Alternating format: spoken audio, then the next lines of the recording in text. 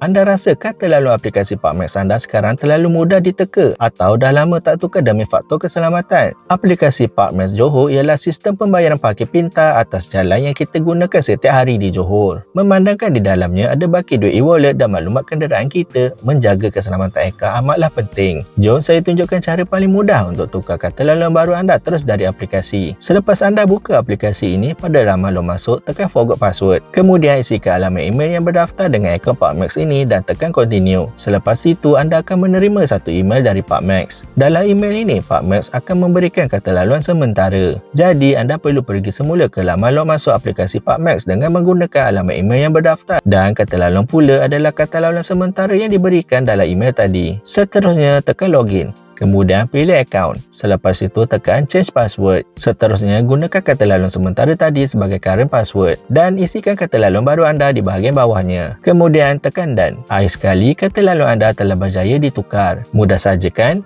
Sekarang akaun Parkmax anda sudah lebih selamat daripada risiko diceroboh pihak lain. Sentiasa pastikan anda tidak berkongsi kata laluan ini dengan sesiapa. Selamat memandu dan jumpa lagi pada video seterusnya. Bye!